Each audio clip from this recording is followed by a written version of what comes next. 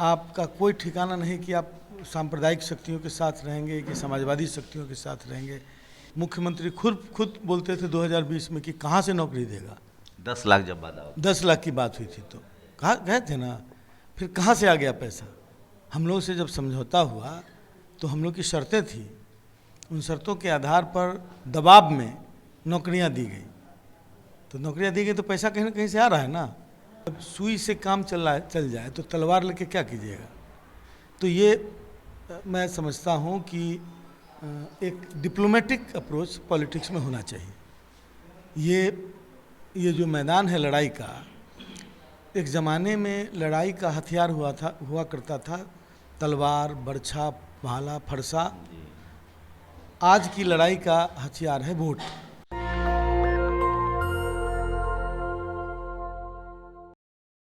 मेरे साथ आरजेडी के राष्ट्रीय महासचिव कद्दावर नेता आलोक मेहता हैं। वो खुद भी उजियारपुर से चुनाव लड़ रहे हैं। हम लोग बात करेंगे कि अब पहले फेज़ के वोटिंग में बहुत कम समय बच गया है और आलोक जी भी पहले फेज़ में ही वोटिंग होनी है। सर, कितनी सीटें जीत रहे हैं आप? देखिए, ये मैं कोई फोरकास्टिंग उस तरह से तो नहीं कर सकता, लेकिन कह सकता हूँ कि अपार बहुमत से हम लोग जीत रहे हैं और 2/3 बहुमत निश्चित रूप से हम लोग को मिलना चाहिए। सरकार बन रही है, सरकार बनेगी। कैसे देख रहे हैं? शुरू में जिस तरह से टीवी अखबार में चला कि गठबंधन में सब सही नहीं है, अब जो जानकार बता रहे हैं कि एनडीए में कागज़ पर गठबंधन ठीक है, अंदर में नीतीश कुमार, बीजेपी में बड़ा कॉन्फ्लिक्ट है। कल प्रधानमंत्री रोड शो में शामिल ही नहीं हुए, कल किसी प्रधानमंत्री की रैली में नीतीश कुमार शामिल नहीं हो रहे हैं। इसे कैसे देखें? तो ये तो मतलब एनडीए की कमजोरी को दिखा रहा है। तो अभी लोग सॉलिडरिटी की बात करते हैं, तो असल में ये कन्फ्लिक्ट तो अंदर से बहुत पहले से है। किसी न किसी दबाव में ये लोग इकट्ठा हुए हैं और दबाव में इकट्ठा हुई शक्तियाँ हमेशा उस वर्ज पर होती है कि कब फ्रेजाइल हो, कब बिखर जाए। तो इसलिए एनडीए में ठीक होना, सब कुछ ठीक होना कहाँ से संभव है। मतलब लव कुश वाला जो कॉम्बिनेशन था, जेडीयू जो बना था, वो काम नहीं कर रहा है। ऐसा कोई कॉम्बिनेशन इस बार काम नहीं करेगा और बीच में भी वैसा नहीं था कि सब काम कर रहा था। ये नीतीश कुमार का जो छवि मैनेजमेंट है, इमेज मैनेजमेंट, ये उसका नतीजा था कि अति पिछड़ा और इस तरह के लोग साथ में थे। लेकिन सब लोगों का मोह भंग हो गया क्योंकि नीतीश कुमार जी सैद्धांतिक मामले में बिल्कुल ही मतलब जनता की अपेक्षा पर नहीं उतरे। आपका कोई ठिकाना नहीं कि आप सांप्रदायिक शक्तियों के साथ रहेंगे कि समाजवादी शक्तियों के साथ रहेंगे। एक ये चीज़ है जो जनता के मन में आने लगी। और दूसरी बात कि ऐसा लगने लगा कि दिख रहा होगा कि बिहार में स्टीयरिंग सीट पर नीतीश जी हैं, लेकिन असल प्रॉब्लम है कि भारतीय जनता पार्टी अभी तक यह नहीं बता पाए कि चुनाव यदि जीतते हैं, यदि सरकार बनती है तो मुख्यमंत्री कौन होगा। तो यह अपने आप में बताता है कि उनको हटाने की मतलब योजना बन चुकी है और इलेक्शन तक ये लोग मतलब जनता के बीच नहीं आने देना चाहते हैं, इस डर से कि कहीं नीतीश कुमार से जुड़ा हुआ वोट चला ना जाए। तो नीतीश कुमार से जुड़ा हुआ जो वोट था, वह नीतीश कुमार के एक छवि पर कुछ था और कुछ इस वजह से था कि उनको लगता था कि भाई ये नीतीश कुमार स्टीयरिंग सीट पर बैठे हुए हैं। अब ये भ्रम टूटता जा रहा है। तो मैं समझता हूँ कि उनके वोटर्स भी अब तेजस्वी प्रसाद जी के द्वारा घोषित जो मतलब एजेंडा है, जो मैनिफेस्टो है, उसके प्रति आकर्षित हो रहे हैं और वो पूरी तरह शिफ्ट होने के कगार पर है। कल ललन सिंह प्रधानमंत्री के साथ थे, उन्होंने कहा कि मुख्यमंत्री तो विधायक चुनते हैं, तो क्या माना जाए कि जेडीयू में भी अब इस बात को लेकर टूट हो रही है? अरे ललन सिंह अब जेडीयू में है कहाँ। ललन सिंह तो अब ललन सिंह हो चाहे उनके जितने भी जिनके बारे में कहा जा रहा है कि असली कमान उनके हाथ में है, भुंजा पार्टी, तो वो लोग अब जदयू में है कहाँ? सब लोग तो भारतीय जनता पार्टी के अघोषित सदस्य हो गए। तो अब वो कुछ भी बोलें, वो भारतीय जनता पार्टी की ही भाषा बोलेंगे। और इस बात पर जनता की पैनी नज़र थी। इतने मतलब चुनावी तैयारी के क्रम में जो भी कुछ हुआ, इससे जनता ने अपना एक इन्फ्लुएंस निकाला, और वो ये है कि चुनाव के बाद दूध के मक्खी की तरह नीतीश कुमार जी को निकाल के बाहर कर दिया जाएगा। अति पिछड़ा अलायंस आपके साथ बढ़ा है, आईपी गुप्ता की एंट्री हुई है, मुकेश सहनी भी इस बार आपके साथ हैं। अति पिछड़े वोटों पर सब लोग की नज़र रहती थी, आप कैसे देख रहे हैं? ये प्लस हो रहा है आपके साथ? ये देखिए, सबसे बड़ी बात है कि ये सारी सामाजिक न्याय का जो लालू जी का मूल फार्मूला था, उसके दायरे के लोग हैं। उनको नीतीश जी से बहुत आशा थी कि नीतीश जी अति पिछड़ा के संदर्भ में जो उनके डिमांड्स हैं, जो उनके रिक्वायरमेंट है, उसको पूरा करेंगे। तो इतने वर्षों तक, 20 वर्षों तक उन्होंने देख लिया, और देख लिया तो सबका फेज होता है। अब नीतीश जी डीफेज होने वाली स्थिति में आ रहे हैं, तो वो फिर दूसरा सेंटर जहाँ पर उनको जस्टिस मिल सकता है, उस रूप में राष्ट्रीय जनता दल और इंडिया गठबंधन को देख रहे हैं, लीडर के रूप में तेजस्वी प्रसाद यादव को देख रहे हैं। तो स्वाभाविक रूप से एक शिफ्ट जो है हुआ है, परसेंटेज अलग अलग समाज का अलग अलग है, लेकिन हुआ है।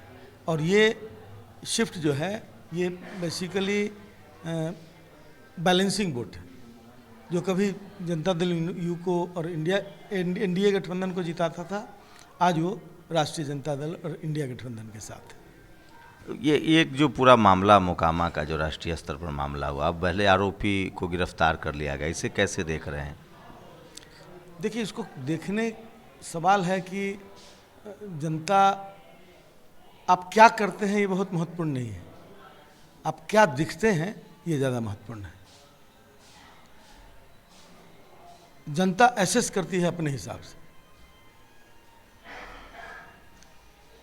हत्या हुई और खुलेआम जिस पर जो आरोपी है, वो बिना किसी इंक्वायरी के, बिना किसी गिरफ्तारी के खुलेआम अपना प्रचार हो गई है गिरफ्तार, और चुनौती भी दे रहा है, चुनौती भी देता है। तो हो गई है तो कंप्रोमाइज हो गया हुआ है कि इलेक्शन भर अंदर रहिए, यही हुआ होगा। और डैमेज कंट्रोल, और क्या, ये मैनेजमेंट, ये देखिए, ये लोग मैनेजमेंट वाले ही लोग हैं, ये लोग जनता के लोग नहीं हैं, ये लोग प्रबंधन के आधार पर सब कुछ चल रहा है। और जनता के पैसा पर प्रबंधन हो रहा है, मतलब किसी भी चीज़ का प्रबंधन जो है, जनता की गाढ़ी कमाई का पैसा, टैक्स पेयर्स मनी, उसमें इन्वॉल्व है। और उनको परेशानी, मतलब जनता परेशान है, और साइकोलॉजिकल मैनेजमेंट, अलग अलग तरह के तरीके। बेरोजगारी एक बड़ा मुद्दा है बिहार में, हम लोग भी घूम रहे हैं, और तेजस्वी यादव की एक क्रेडिबिलिटी बढ़ी है, जिस तरह से 17 महीने की सरकार रही, नौकरियां मिली। इस बार जो 2.5, आप लोगों ने कहा है हर घर में एक सरकारी नौकरी, इसकी बड़ी चर्चा हो रही है। टीवी अखबार वाले कह रहे हैं कहाँ से नौकरी देंगे? टीवी अखबार छोड़ दीजिए, मुख्यमंत्री खुद बोलते थे 2020 में कि कहाँ से नौकरी देगा। 10 लाख जब बात 10 लाख की बात हुई थी तो कहा गए थे ना, फिर कहाँ से आ गया पैसा? हम लोग से जब समझौता हुआ तो हम लोग की शर्तें थी, उन शर्तों के आधार पर दबाव में नौकरियां दी गई, तो नौकरियां दी गई तो पैसा कहीं ना कहीं से आ रहा है ना। अब ये बात हम क्यों, मतलब हम कहाँ से लाएंगे? हम इतना ही सिर्फ बोले कि हम 200 यूनिट बिजली फ्री करेंगे तो 125 कर दिया गया। तो इस तरह का जो नकल होता है, इसका प्रभाव अच्छा जनता पर नहीं। उनको लगता है कि विजन किसी और का है और आप सिर्फ काउंटर करने के लिए। तो 17 महीने आप लोग के लिए संजीवनी साबित हो रहा है, वो क्रेडिबिलिटी बढ़ी, और उसी आधार पर लोग कह रहे हैं कि जब ये 17 महीने में कर रहे हैं तो अब 20 महीने मांग रहे हैं, तो नहीं, हम, हाँ ठीक है, ये तो बिल्कुल है कि हमने सिद्ध कर दिया है और हमको अब प्रूफ देने की ज़रूरत नहीं है। जनता में विश्वास है हम पर, उसी विश्वास को हम एनहांस करना चाहते हैं कि हम पूरे सिस्टम को, और तेजस्वी प्रसाद जी की परिपक्वता, मैंने इस तरह की जो योजनाएं उन्होंने घोषित की है, ये परिलक्षित करता है कि जो यह दिखलाता है कि जनता किसी के बारे में ओपिनियन बनाती है कि यह देश चला सकता है कि नहीं, ये राज्य चला सकता है कि नहीं। अब जनता में ये इमेज बन चुका है और ओपिनियन बन चुका है कि तेजस्वी राज्य चला सकता है। कमिटेड आदमी। बिल्कुल कमिटेड भी है, विजन भी है और मतलब सलाहियत हर तरह की है। आप कब से प्रचार में निकलेंगे अपने चूँकि आपका चुनाव भी पहले फेज में हो जाएगा तो दूसरे फेज से चुनाव प्रचार, अभी मेरा चुनाव हो जाएगा उसके बाद हम निकलेंगे। 6 के बाद आप फ्री हो जाएंगे? निकलेंगे बिल्कुल। क्या लग रहा है ओवरऑल, फिर हम उसी लास्ट पर हम सोचते बाइंड अप करें, कितने सीटें कम से कम, मतलब 2/3 से अधिक। शाहाबाद को लेकर कहा जा रहा है चूँकि वहाँ कुशवाहा समाज का बड़ा प्रभाव है, विक्रम हो या सासाराम, कैमूर, भभुआ, लोग कह रहे हैं कि वहाँ आपकी ज़रूरत है। देखिए पूरे बिहार में कुशवाहा समाज के वोट में इस बार शिफ्ट है, इंडिया गठबंधन के तरफ झुकाव बढ़ा है। और मैं समझता हूँ कि कुशवाहा समाज ही क्यों, हमारा कई समाज के लोग हैं जो ये महसूस करते हैं कि हमारी मतलब हमारा जो एक्सपेक्टेशन था वो ये बड़े नेता जो जदयू के हैं दिल्ली वाले, वो लोग उनके एक्सपेक्टेशन को पूरा नहीं कर सकते हैं। नीतीश जी की बात कुछ अलग थी, है ना, तो वो अब बिल्कुल उधर से निराश होकर और उन लोगों ने अपना एक शिफ्ट तय किया। दूसरी बात कि राष्ट्रीय जनता दल ने कुशवाहा समाज को, अन्य अति पिछड़े समाज को काफ़ी प्रोत्साहित किया है। मुकेश सहनी भी शामिल हुए हैं इसमें, IP गुप्ता शामिल हुए हैं और भी लोगों को। कुशवाहा समाज को पार्लियामेंट में 7 सीट दिया गया था। असेंबली में आपने देखा है सिर्फ RJD से 14 सीट है, 13-14 सीट है शायद। तो और इंडिया गठबंधन जोड़ दीजिए तो ये आलोक मेहता पर आरोप नहीं लगता है कि वो अपने कुशवाहा हैं तो बाकी लोग को आने न दें? अमूमन ऐसा होता है कि जो जिस समाज का नेता होता है वो चाहता है कि कोई दूसरा ना आए। इस मामले में आप लिबरल हैं? देखिए मैं तो कुशवाहा समाज के बारे में भी ये ओपिनियन रखता हूँ कि एकल नेतृत्व नहीं होना चाहिए, हर स्तर पर नेतृत्व होना चाहिए। बहुत लोगों को टिकट भी दिलवाते हैं। मैं आपको बता रहा हूँ ना कि मैं लीडर्स को टिकट दिलाता हूँ कि उस इलाके को संभालें, उस तरह की बात। तो ये इस तरह का ये कोई प्रोफेशन नहीं है कि मैं उस तरह का कंपटीशन करूं कि हमारे GM बनने के रास्ते में कोई रोड़ा बन रहा है मैं उसे हटा दूं। नहीं, ये राजनीति है और राजनीति सबके लिए है। तो कुशवाहा समाज के बारे में जब मैं ऐसी फीलिंग नहीं रख सकता हूं तो और समाज तो मैं तो सभी समाज की बातें भी करता हूं और सभी समाज के बीच भी रहता हूं। और आपको हमें गर्व है कि सभी समाज के लोग आलोक मेहता को पसंद करते हैं। जब आप हार्डकोर कास्ट की बात करने लगिएगा तो दूसरे समाज के लोगों में के मन में एक होगा कि अरे ये जो है सिर्फ जातिवादी है।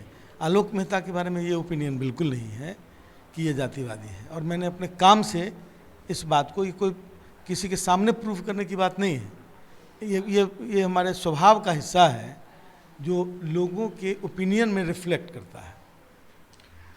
बिहार में पढ़ाई लिखाई को लेकर आजकल बहुत डिस्कोर्स है। आलोक मेहता बहुत पढ़े लिखे नेता हैं, इस पर ये आप हमेशा सॉफ्ट स्पोकन क्यों है? आप इतना, राजनीति में तो आदमी को वोकल होना चाहिए, बहुत ज़्यादा आजकल देख ही रहे हैं। देखिए जब सुई से काम चल जाए तो तलवार लेके क्या कीजिएगा। तो ये मैं समझता हूँ कि एक डिप्लोमेटिक अप्रोच पॉलिटिक्स में होना चाहिए। ये जो मैदान है लड़ाई का, एक ज़माने में लड़ाई का हथियार हुआ करता था तलवार, बरछा, भाला, फरसा। आज की लड़ाई का हथियार है वोट। तहजीब होनी चाहिए, तमीज़, तहजीब का हिस्सा वो आप वोट को कैसे अट्रैक्ट करेंगे, ये ज़्यादा महत्वपूर्ण है। प्रभावित ही करना है ना जनता को। जनता अब सब वोट दे रही है, पहले कई कारणों से नहीं देती थी। आपको लगता है जैसे आप लोग एक अलग कैटेगरी के नेता हैं, कुछ लोग मसल्स पावर के नाम पे आ रहे हैं, वो टिकाऊ नेता नहीं होते हैं। मसल्स पावर वाले उनकी राजनीति बहुत टिकाऊ रील्स बनवाते हैं, पिस्टल उस्टल लेके। आप इतना, आप सांसद रहे हैं, मंत्री रहे हैं कई बार, रील्स आपका कुछ वायरल ही नहीं होता है। देखिए मैं एट पार रहने वाला आदमी हूँ। मैं समझता हूँ कि मेरा दायरा क्या है और राजनीति में जो है वैचारिक हिस्सा। सर RJD में दूसरे नंबर के नेता हैं आप कह रहे हैं दायरा क्या है?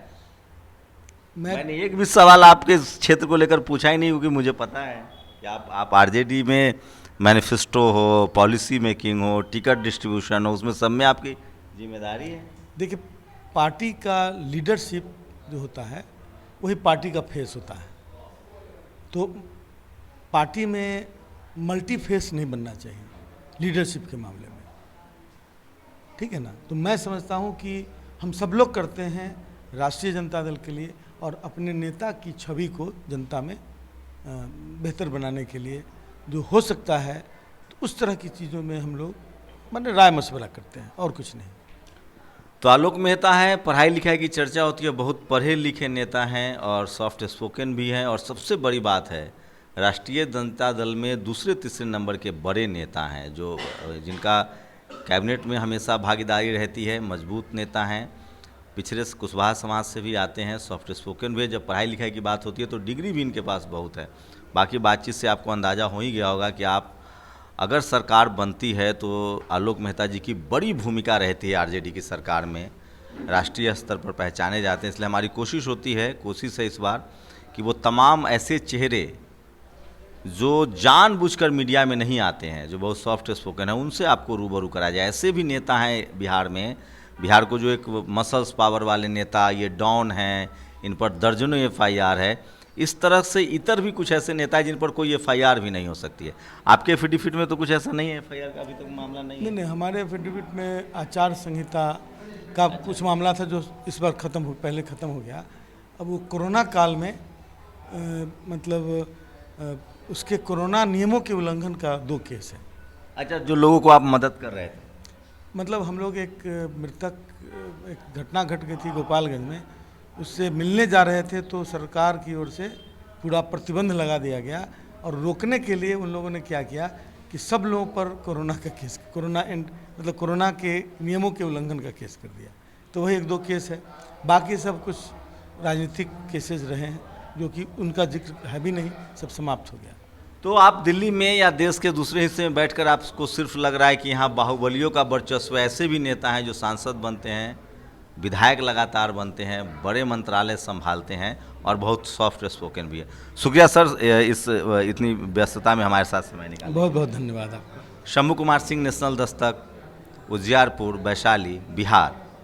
नेशनल दस्तक की आपसे गुजारिश है कि अगर इसको बचाना चाहते हैं तो नेशनल दस्तक को सब्सक्राइब करने के लिए रेड कलर के सब्सक्राइब बटन को दबाएं, फिर बेल आइकन की घंटी दबाएं। नेशनल दस्तक को बचाने के लिए बहुत जरूरी है कि हर खबर को शेयर करें, लाइक करें, कमेंट जरूर करें।